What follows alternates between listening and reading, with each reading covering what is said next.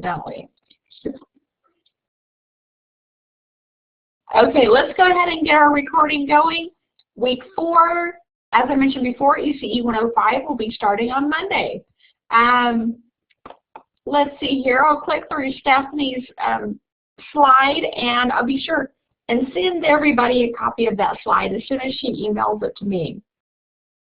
I wanted to put up again the student question of the week because like I said, you guys have great questions, and sometimes I think other people might have that question as well. Here's one that I was asked. I'm getting ready to have a baby. Can I take time off from classes? Yes, you can. And you know, in some universities, this really isn't an option. They do expect you to keep on trudging through. Some people can do that, and that's wonderful. That's what Miss Maria is doing right now. But one of our other students, Ms. Otis, also had her first baby, and she decided to go ahead and take maternity leave. So she's taking the next 2 classes off, but then she will come right back. So it's something that you can do, and if any of you are also expecting, or it may happen in the future, it's something good to know. In fact, Teresa, who founded our college, you know, she really emphasizes the importance of this, and no more, right, Sarah? So our owner really understands, and she wants you to be able to have that time with your baby if you need it. Some babies need more time than others. Some are fantastic sleepers from early on, and some seem to just take up a lot of your day. And I know that sometimes it's very hard to focus. So please know it's out there if you ever need it. That's there. You are so much more to the world. You may be just a teacher, but your students, you are a star. And I want you guys to remember that. You're becoming teachers. That's what you're here for. You're interested in it. I think Benita's starting to get some of this because her students are realizing already how fantastic she is. Oh, that's okay, Brittany. Sometimes you need to log off and log back on. So don't ever demean your job that you're doing. You're doing amazing work, and the children love you, and you're there for them. So I want you guys to know that becoming an ECE teacher, you will be like a rock star. They're going to love you. You're going to make big changes, make a big difference. Our final project, I want to go over this really quick. We've talked about it last week. However, it was from the parking lot, and I wasn't really certain of how much you were getting. Everyone, I know I've got some people that are already working on this. You're basically choosing an age group. You are making a flyer or a handout that you could give to a parent. You just pick the age group, anywhere from infant up to 8 years old, and you're going to give me 3 sentences on each of these categories. And let me get my pointer out here. We'll use the sunshine again since it's cold. Our big things we want our parents to know. So each important things parents should know about children of this age, whatever age you choose. You're going to have 3 things about how children this age are developing. You might address the physical aspects of it, the emotional aspects, the cognitive aspects. Sarah, that's funny. I think I was the talk of the town the other day. Who was that crazy lady in the parking lot by the drive-thru? You need to have 3 things that as children this age might be learning. So I want you to pick sort of the big 3, the things that stand out in your mind. Safety concerns for whatever age group, you know, and this is going to be different from infants than 8-year-olds because we're going to have different issues there. Activities parents could do with this age group to help them develop. Signs of developmental delays because we want our parents to be on the lookout for this. Sometimes parents will notice things before teachers will, or vice versa. So we need to work together as a team. And any other information that you come up with. That's right, Lita, and 3 pieces of clip art. Exactly. I'd like for you to have at least 3. You're welcome to have more, but we don't want to get it too busy. So here was the breakdown of the grading rubric. Colorful, creative, visually stimulating, something the parents really want to look at, they really want to read. The 5 different categories with 3 sentences at least under each category. You're welcome to number these sentences if you want, or you could bullet them, it's up to you, and provide it in an organized, clear manner. Send the guidelines of these. Oh, gotcha, yeah, sure can. Sure can, and in fact, also these guidelines are on My Course Connection. If you go down to week 4, where it talks about the developmental flyer project. So they're in several different places, but I'll send them to you as well, Sarah, okay? Let me make a note real quick. I have to have my notes. Okay, so any questions over the final project? Do you guys feel like you understand what I'm asking for? Is anybody having any problems with it right now? Does anybody have theirs completed? I know lots of people work ahead sometimes.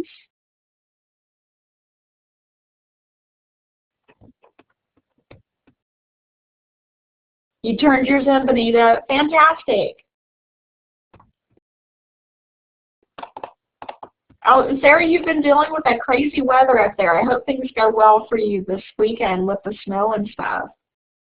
No, Katrina, there is no final exam. I decided to use the developmental flyer in place of the final exam. So thank you for bringing that up, actually, and I'll try to take that off the grade book so that it's not there and it's not confusing. Yes, it would be like a school flyer, exactly, and specifically for that age group. The due date's in 2015. Yes, exactly. That's so last year, isn't it?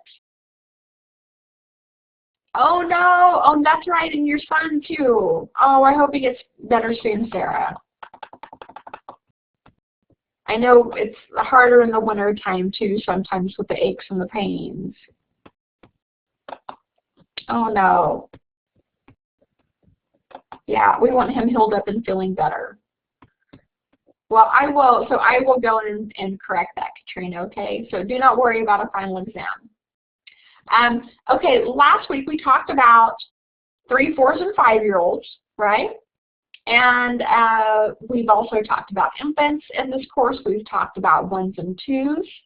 So for our final week, we're going to do just a brief overview on 6-, 7-, and 8-year-olds. And guys, whenever I say early childhood, please know that within this program, we consider 8-year-old to be sort of the top age range. So anywhere from infant to 8 years old, which would be around 3rd grade, is early childhood, okay? So let's first look at developmentally what's going on with 6-, 7-, and 8-year-olds. They're learning more about school. They're getting more comfortable. They're integrating into the basic school system. They kind of enjoy it, but at the same time, there's a little more stress going on. If you'll think about 3rd grade in particular, we get into testing.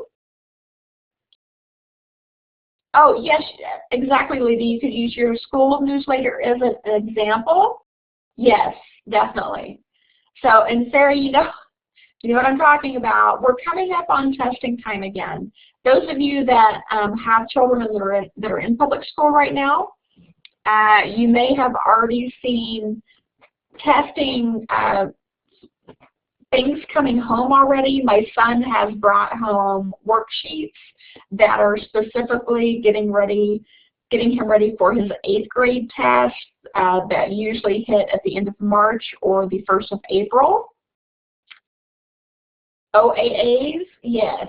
So all of those things are starting to come up. And, you know, it's kind of sad that this does start at such an early age, that it's part of education. We want them to be comfortable with this, but it does start a little stress. So, or stress as young as 3rd grade. They're starting to learn to respect family rules and routines. They're becoming more independent.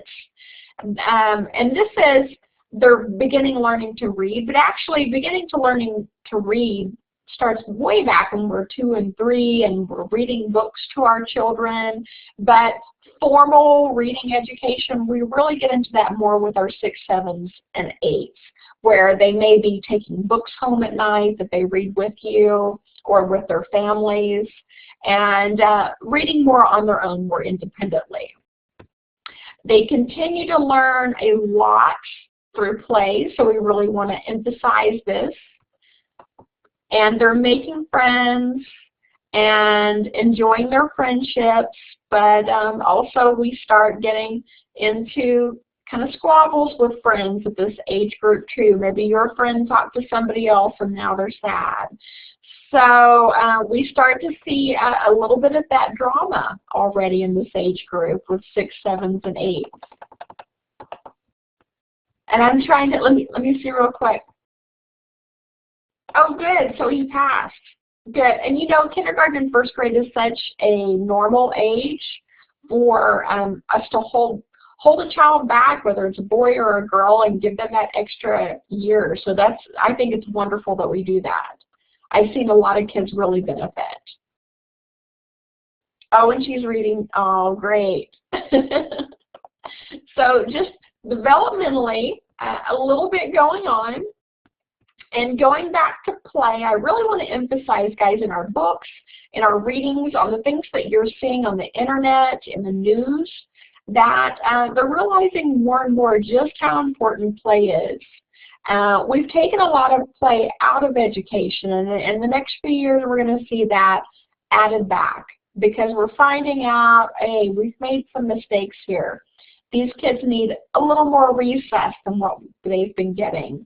I've read several studies recently about programs that have increased their recesses with their early childhood up to 3 and 4 times a day instead of twice a day, and they're finding that grades are coming up, that they're having less behavioral problems.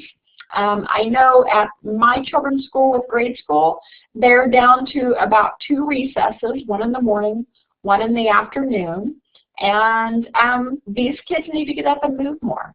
So you're going to see a lot more emphasis in the next few years on play, and I think we're going to see a lot less with this age group, 6, 7, and 8s, on testing. I hope that we can decrease that. So specifically, real quick, guys, 6-year-olds, their body shapes are becoming more like an adult. The 6-year-old is when we see them shoot up. They get taller, they start to get sort of skinny, and they lose that babyish appearance. Oh no, Lita, in-house suspension for pushing. I'm sorry, they're having a little fight, huh? Well, I hope it helps out. And Sarah, your youngest will be 6 next month. Oh, see, you know this age group then. They're starting to get more coordination, more strength. They need to move around frequently. Like I just said, we're expecting these 6-year-olds to sit for very long periods of times. A great early childhood teacher is going to have them up and moving around on a pretty regular basis, whether it's going out to recess, having a snack, even just having a bathroom or drink break, which are greatly needed. With this age group, in fact, they still need to be on a bathroom schedule. They're actually a little shy about asking to go to the restroom, and this is when in 6 and 7 we can still have potty accidents. This is still going on, so the teacher has to be aware of that. They're like to try new challenges. They're recognizing more sight words. If you have a classroom of this age group, you might have sight words pasted all over the place, lots of labels so that they'll pick up on these more. They will carry on conversations, which are wonderful. They like logic games, and they know a little more right from wrong. So they're still needing a little guidance though. And here's a great picture. I was trying to think about each age group and what really stands out to me. To me and the 6-year-olds, it's this smile. Would you look at how many teeth are missing there? With our 5- and 6-year-olds, this is when they start losing lots of baby teeth, and it's really common for them to be missing 2 on the bottom or 2 on the top, or have several coming in at one time. It's not a great age for school pictures because they're missing so many, but I love the 6-year-old smile. Okay, our 7-year-olds, usually pretty healthy, pretty energetic. In fact, our 7-year-olds have been in the school system, yeah, and pretty happy, that's right. 7-year-olds have been in the school system, so they're usually at about 1st or 2nd grade by now. And this is when they're finally getting that immune system to kick in. It really seems like preschool, kindergarten, 1st grade is when there's a lot of colds that they catch. It seems like anything that's going to be going around the school will pass through this grade, and it seems like everybody gets sick a lot. But by 7 and 8, they've built that immune system so that they're not getting sick as frequently. They're not missing as many days of school. They're not having fevers as much. So it's kind of a great year. They're writing, they're drawing, they're understanding the consequences of their actions. They're able to tell amazing stories, and they're building tighter and tighter friendships. Now, I like the way it pointed out, though, that still with our 7-year-olds, we see them having same-gender friendships. They tend to stick boy, boy, girl, girl quite a bit. Every once in a while, we'll see some crossover there. So for my 7-year-olds, I picked this picture. Here's a classroom full of 7-year-olds, and 7-year-olds are funny, they're creative, they like to do art, they like to tell stories. Oh, since kindergarten, Sarah, that's great. So you can see this will be kind of your typical 2nd grade classroom. And my favorites are the 1st grade and the 2nd grade. Oh, go ahead with your question, Sarah, that's fine. And they're still eager to please the teacher, to follow the rules. And then in the next year, in the 3rd grade, is when we start to see them begin to push a few boundaries. So 1st and 2nd grade, they know the rules and they're more likely to follow them. It makes teaching this age group a lot easier as well. They're fun. 8-year-olds, our last age group. This is when the girls sprout up. I don't know if you've ever noticed, 3rd grade and 4th grade and 5th grade is when we often see the girls that are a little bit taller than the boys. They start to sprout up. The boys are short for a little period of time. They haven't gotten their growth spurt yet. So our girls are a little bit taller, and they feel a little awkward because of that. So we really have to support them through that. Let me see Sarah's real quick. The daughter's in 2nd grade. She's 7. Some home report cards. Yes, we did that in our state too, just last week. Came down in reading, but she's reading on a 1st grade level. Okay. Well, as long as it's not a big drop, I wouldn't worry too much, Sarah. You know, reading isn't just how well they're reading books, or maybe how much time they're spending with independent reading as well. You might check with her teacher and say, hey, how else do they get points for reading? Do they do, normally they do reading worksheets as well, so you might check in and make sure she's doing all her worksheets. But you know, it's normal sometimes to have a little bit of a drop. You might think about the classroom. Have they had a new teacher come or go? Maybe they have a new teacher's aide. There's lots of things that can throw that age group off. So I wouldn't worry about it, but check in with the teacher and just see what they think. See what's going on. It could be maybe she's not turning in some assignments, or you know, there's so many things that can kind of fall through the cracks at that age. And still doing the school tutoring. That's great. No, keep that up.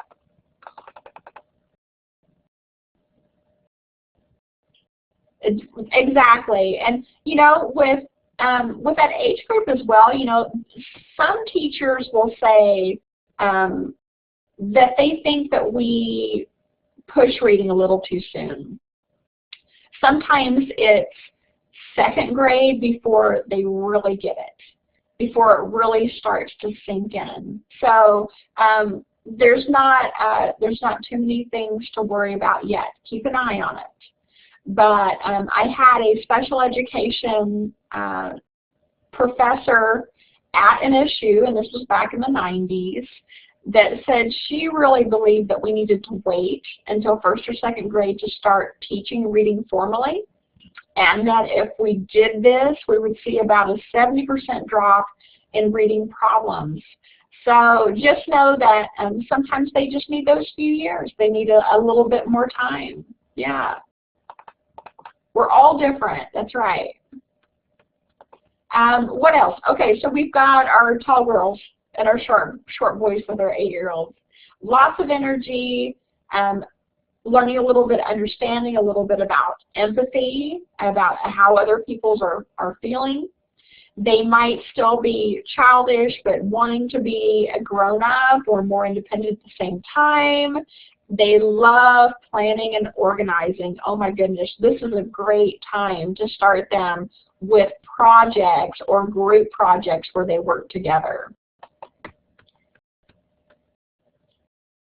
Oh, gotcha, Lita. Yeah, and again, second grade, right?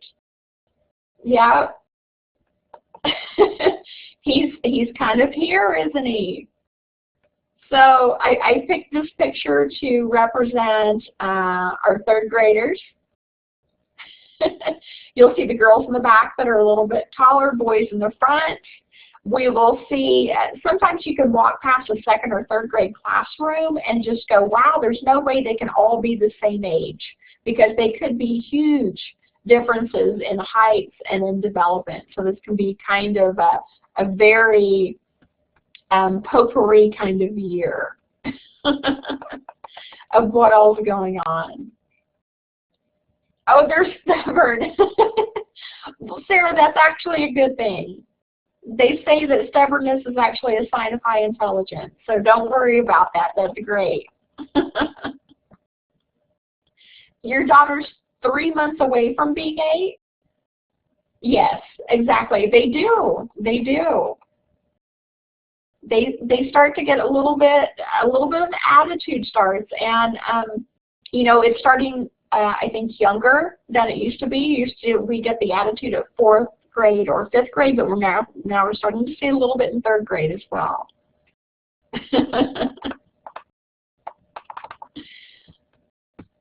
Okay, so here's our 3rd graders, our 8-year-olds. Okay, what can we do? It's interesting you guys brought this up too. What can we do for positive behavior guidance with these age groups, with 6, 7s, and 8s?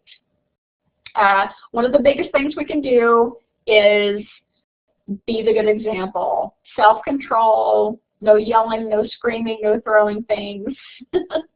we are modeling to them how we want them to behave. So be sure you're being a good role model. You want rules that are in positive terms. You don't want it to be all negative, you know. You want to listen to them and acknowledge their feelings, because this age group is really, they're getting more in touch with their feelings and trying to exhibit them, trying to get them out. And sometimes we have to help them if they're having a rough day, if they're struggling with being sad, with being mad. We as caregivers are what teach them appropriate ways to handle those feelings. Your children are doomed. Oh no. Well, in this case, this is when, you know, we kind of switch roles sometimes. Our children become our teachers as well. We can learn so much from them. Oh, Brittany, you're 4'11". Gotcha. That's how tall my grandmother was. I love that.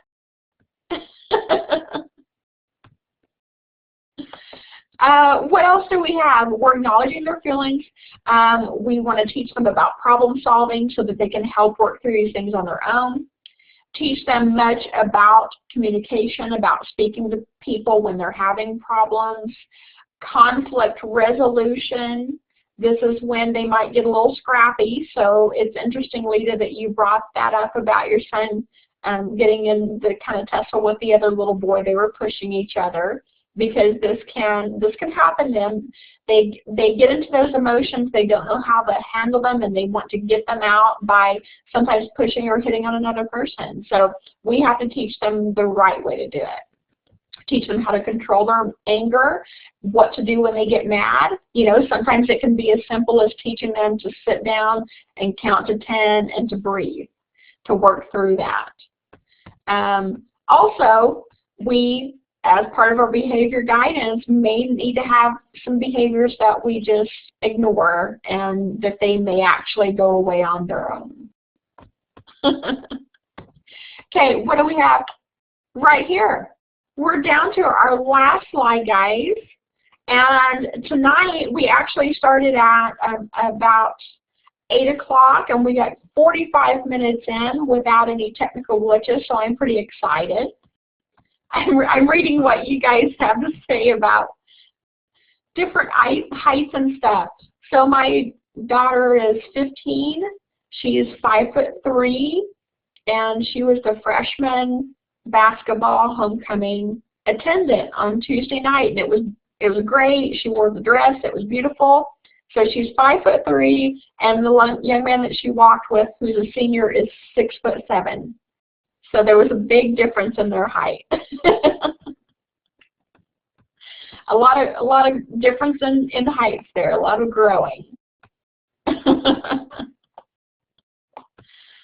Oh, and your son may not be so into basketball. I know they find their own things, don't they? They really do. So my daughter went from homecoming attendant on Tuesday to being in a weightlifting match today, and both son and daughter will be in BMX races on Saturday. So they've definitely branched out into things that I haven't done before.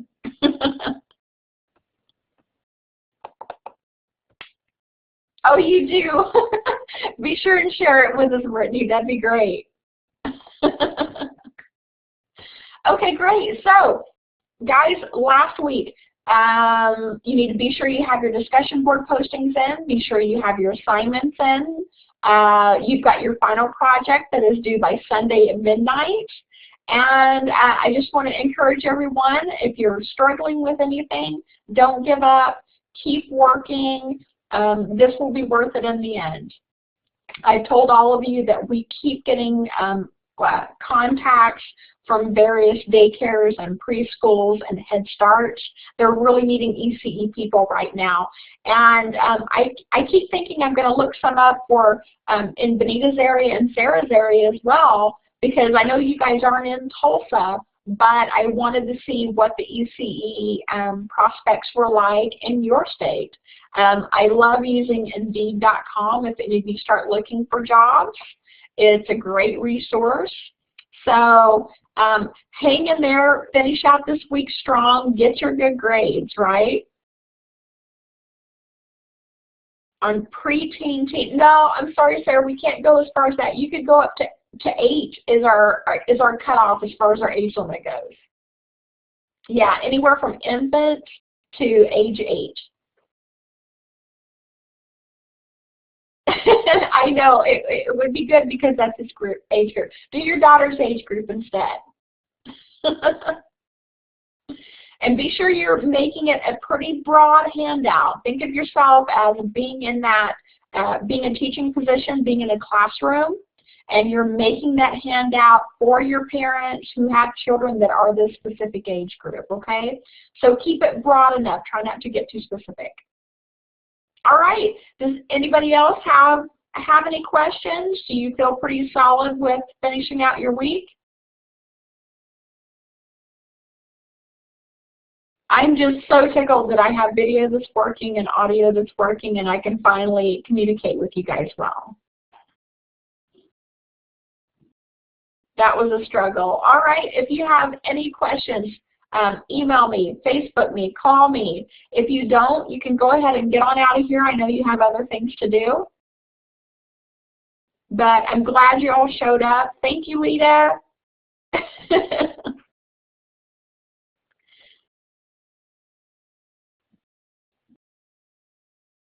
Okay, great. Oh, I'm so glad. You got to log on during work too, Katrina. You've got a great place. Good night, Brittany.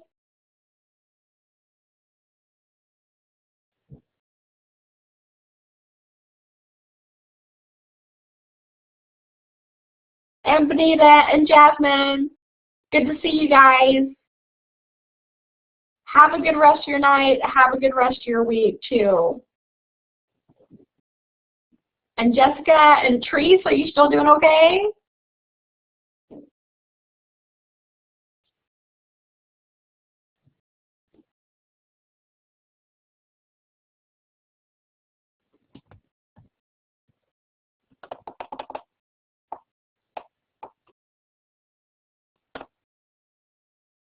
It looks like some of them are logging out okay, some of them are kind of hanging out. Jessica, are you still there? Jessica, Katrina, and Miss Treese. Okay. Have a good night.